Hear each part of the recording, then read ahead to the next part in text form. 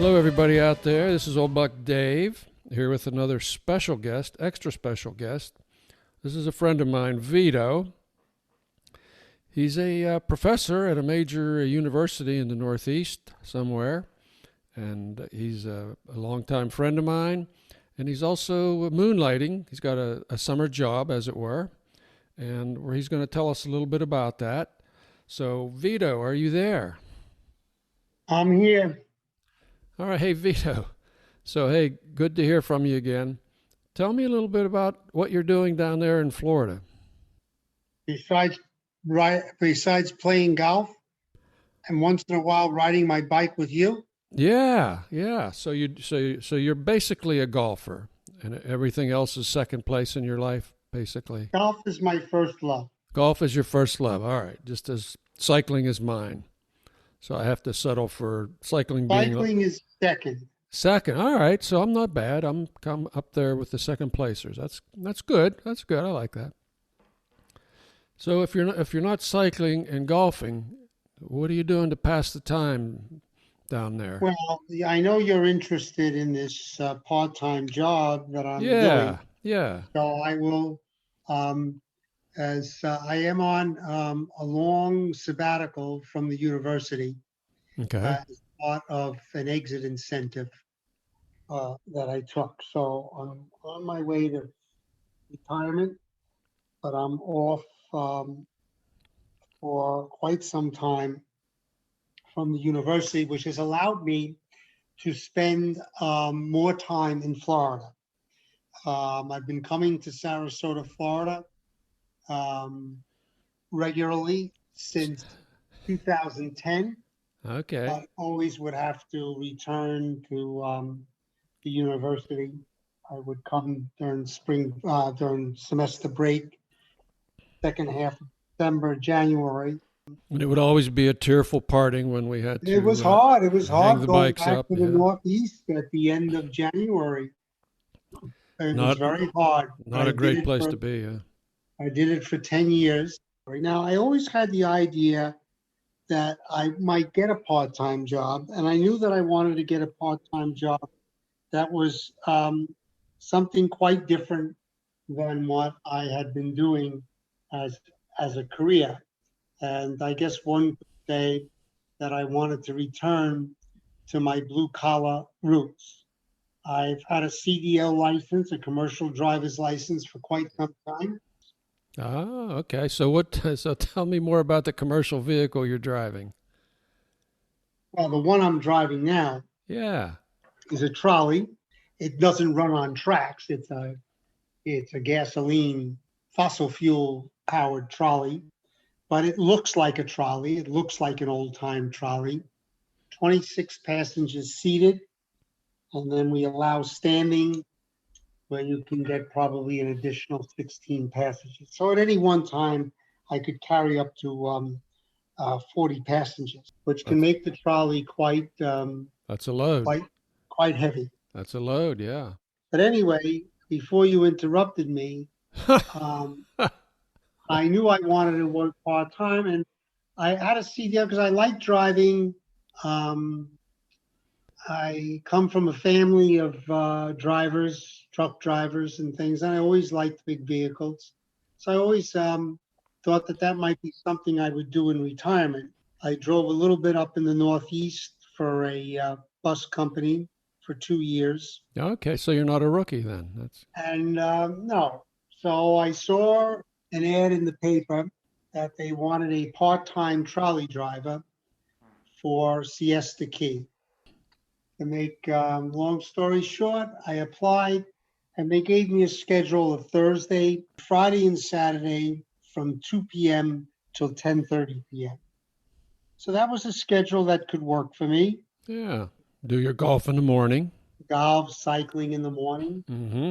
So tell me I some of started the your. beginning. I think I started the second week of March. Okay. It's a little over a month, Okay. about 6 weeks. So tell me some of the things you like about the job or don't like, or some of the experiences that you've had thus far. Well, I like driving. I like interacting with the people. I like the challenges of managing some people. As you know, Siesta Key is a vacation spot. So people come to have a good time. They like to party. Um, they like to go to the beach. They like to drink. They like to go out to eat. And the trolley has been very, very successful. It hasn't been in existence for very long, several years, maybe a couple of years, but it's been very, very successful. It cuts down on traffic. It allows people to come and rent a condo for a week or two at Siesta Key. Not Don't have to rent a car. They Don't can need go a up and vehicle. down Yeah. from the north end to the south end, up and down, hopping on and off the trolley, which is free. Mm-hmm. Don't have to worry about driving while drinking, and it's been very successful. So it's So, an interesting spot to work, uh, and some of the challenges have been enforcing the masks. It's considered public transportation. yeah. Must wear a mask. So there's a federal mandate of public of masks on public transportation. So that's an added dimension. Now, of course, this is my first year, but some of the other drivers that have driven in other years say that enforcing the masks has been an added responsibility that has made the job more difficult. Mm-hmm. And I believe that. March, of course, was a spring break month, and you got a lot of college kids. And the week before and the week after Easter, you've got a lot of school-aged kids, middle school, high schoolers on vacation, and they can make for a very difficult population. They travel in large groups. They act out. They don't have masks. Have You you give had them a mask. to, have you had to use your professorial skills with any of the spring breakers? Well, I wouldn't call them professorials skills, but I have been a licensed psychologist for God knows how many years. So knowing something about human behavior and human interaction and how to diffuse conflict situations is something Mm-hmm. that I have some experience in. Mm-hmm. But when people have been drinking, it can be difficult. The key is not to let anyone or anybody push your buttons or get under your skin. You must Mm-hmm. remain calm, give them options, maybe a brief explanation of why you are saying what you are saying and why you are asking what you are asking. Always the key is to reduce the authority, to reduce the power differential. I think we Ooh, all okay. probably should agree with that. You got to always try to reduce the power differential because people get upset when you come across as saying, well, I'm in charge here, and if you don't like it, that's too bad. Okay, that's an interesting So what we say approach. is, Yeah, look, it's a federal mandate. it's The not me county against sends you. around Yeah. the county sends around spotters. If a driver is caught carrying passages without a mask, it's a possible $1,500 fine for the driver. Mm-hmm. I have to assume that none of you on this trolley would want me to Have to pay a fine. have to pay a $1,500 fine. So, have you had some strange experiences thus far? Memorable experiences? Well, strange, I don't know about strange. There Yeah, are very strange is many, not the right many word. Yeah. different people. There are, as I said, I guess there's almost three categories of people that vacation on Siesta Key. One, of course, I've already talked about, are the youngsters, Mm-hmm. and they can be very, very challenging. The second group is what I would say couples. And then, of course, you get many retirees. So, based on those three populations, you have different experiences. You got one. I can start with the most recent, which was actually my last trip on Saturday night around 10 o'clock when the trolley was gone. I didn't expect that many people, but it was a full trolley. Uh-huh. And I Okay. explained to them that this would be the last ride and that they had to all get off at a certain stop. And, there were people on there that were a little rowdy. Okay. And And I explained to them about the masks, about where I would be going, and where I could take them, and what would be the last stop. And most people were fine with that. And then there was an elderly woman sitting behind me, and I assume from the Midwest. You get a lot of people from the Midwest. She got up at her stop and she said to me, she was a very kind, gentle woman. And I felt a little bad that she had to be on a bus or a trolley that was so rowdy and loud. But what could I do? So she said to me, "Thank you very much, sir." yeah. She said, "You did a wonderful job," or something like that, explaining to the people and managing the people. And I really appreciate it because I know how difficult it could be. So Yeah. I'm not a very religious person, but I don't know why I said to her, I said, "Thank you very much, ma'am. You pray for me." And All she said to me, right. "I will pray for you because let me tell you, this whole place needs a lot of prayers." Ah, So I thought that was pretty funny. that is cute. That's But great. that's the kind of comment that you would get Uh-huh. from that kind of population. You know, you get the guy, I thought the 7-Eleven guy was pretty funny. He got on at one of the restaurants towards the south end, Okay. this Right. Turtle Beach Turtle Grill. Beach. Yeah. He Yeah. got on with a couple of other couples. Again, this is a category of middle-aged people. And they had come, and of course they looked like and sounded like they had a very good time at the restaurant, meaning they had overserved themselves, if I could put it that way. Yeah. So he says to me, "I'm The going to the 7-Eleven." Now that struck me as a little bit odd because most people who get on after coming out of the restaurant usually want to go back to their condo. Right. Um, Yeah. Yeah. so I figured the 7-Eleven, that was, but fine. So he says, "Yeah, we're going to go down to the 7-Eleven and I'm going to run in and get a case of beer and you're going to wait for me." So Oh, I said, "Sir, this is not a limousine. This is not a taxi. This is not Uber. This is a public trolley. You go into the 7-Eleven, this trolley's not waiting." not waiting. Are you even allowed to take alcohol on board? You are, I don't think there's a hard and fast rule about that. There is, if you bring a drink on board, it must have a lid on it. In other words, we don't want spillage Ah, on the okay. trolley. Okay. Yep. Yep. That is why ice cream is not allowed. You will get a lot of conflicts about ice cream. Somebody who's just bought an ice cream, Yeah. the stop in the village is right next to the ice. They got a big cup of 3 scoops of ice cream. First of all, I said, "You can't bring ice cream on the trolley." "Why not?" I said, "Well, first of all, you can't eat ice cream and wear a mask at the same time. So that's number one. There you go. I'll hold it." I said, "If you hold it, it's going to melt. If it melts, it goes on the floor of the trolley. Who do you think has to clean it up?" Vito. Vito. Vito.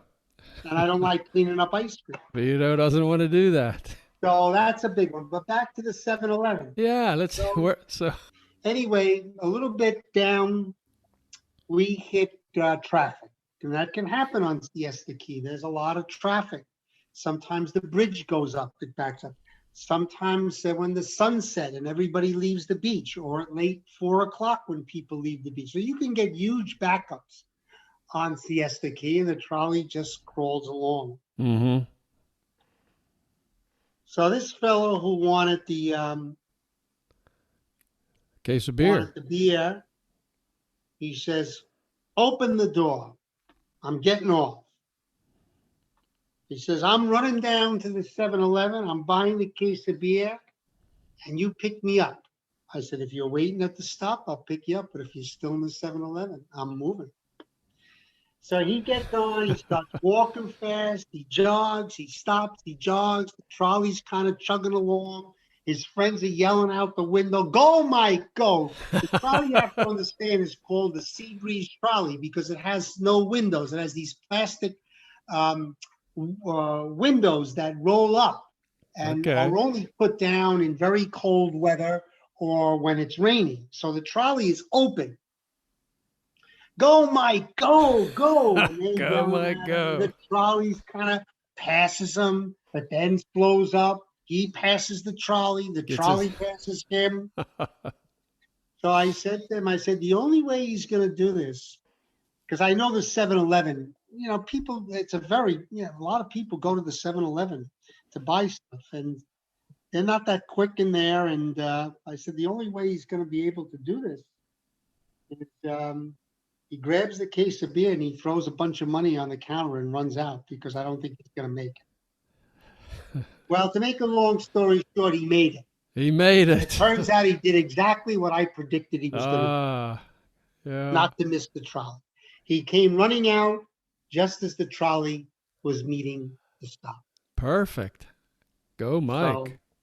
So that's that story. But I like talking to the people. We've never been here before. I'm kind of like a little bit of a tour guide. As I get to know the key better, I can orient them better. At the beginning, the job is very, very difficult, because there must be a couple hundred condos and cottages on Siesta Key. So people are saying, I'm going to Siesta Royale, I'm going to Palm Bay Club, I'm going to Crescent Bay, I'm going to Tivoli. You got to learn all these things or where they are. So that takes a while, yeah. So after about 6 weeks, now I know a lot of them, but I don't know all of them. So let me say this psychologically. I'm interested in in the intrapsychic dynamics that take place doing a job like this, because this can be a very humbling experience. It can be a humiliating experience. I think it was rather humiliating dealing with some of these kids. Most people are very respectful, not all. Not all. I say, why am I doing this job? I know why. I like to drive. I want to work a little bit. Hey, few extra bucks doesn't hurt. But by most people's standards, I'm a pretty successful man in a lot of ways. A successful cyclist for sure. Well, I would say successful in terms of job and career. Okay. Yeah. I would say financially secure at this point in my life. And yet I'm doing a job that pays $14 an hour that most people probably would not want to do. Mm-hmm. And I'm trying to sort out a little bit of what goes through. Now, some people ask me, are you retired? And I say, well, I'm still getting a paycheck, but I'm not working. Oh, what kind of work did you do? Then when you tell them that you were a university professor and practiced as a psychologist, they kind of have some trouble putting that together. Although some people say, I know that people do all sorts of things in retirement. Mm-hmm. Some people, Yep. fine. More interesting, I think, for me is, the internal dialogue that I have with myself. Sometimes it goes like, I'm glad I'm doing this because it helps me to identify with people making $14 an hour. How do you live? I mean, these fellow drivers that I work with, that's their livelihood. So it does help you to understand what the other America is about, as we say. I keep thinking back and saying to myself, God, I'm sure glad I got an education when I did, because my life would have been very different had I not. And then I think there are things where I feel that as I say, I come from a blue collar family, hardworking people, but they were blue collar unionized people. They did well. Okay. But in some sense, I feel that's somehow there's a part of me of that's where I belong. In spite of all of these intellectual accomplishments that I have had, there's a part of me that says this is where I belong. Mm-hmm. And then I would say, finally, as a psychologist, it is the challenging of managing people. Especially when they're not looking at Yeah. you And as I think, I think I can say this without identifying. I said to one driver, oh, there was a bunch of women that got on. I think they were, what do you call that, girls week away or something. But they had families, but they got on the trolley and they were drunk. They had coolers. They were going to Siesta Beach. They got back on the trolley. The trolley. They were even more drunk. They got back on the trolley a little while later to go out to eat. They were more drunk. They got back on the trolley after eating and they were more drunk. oh boy. And they were like, kind of obnoxious in some ways, and people can be very loud, but that's the way it is. We all know volume goes up when people drink.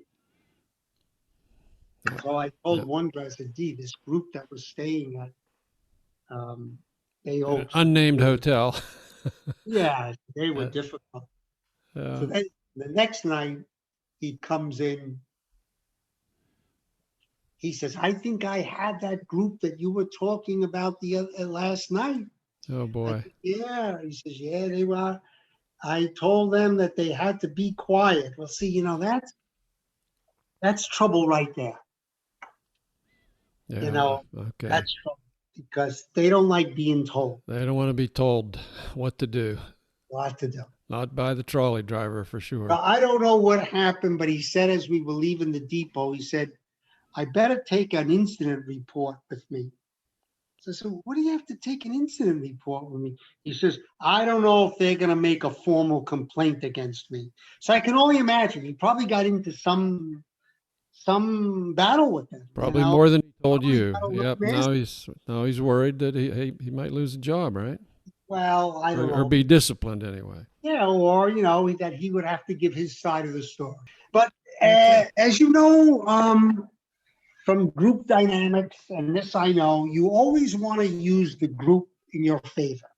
Use the power of the group rather than trying to use the power of one in charge.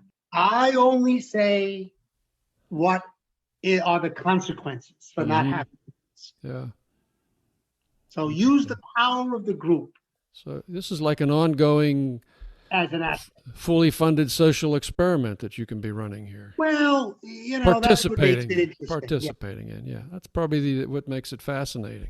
You have choices. Life's all about choices. Yeah. Okay. Yeah. I picked up one woman the other day. She came out of a very fancy condo on the water.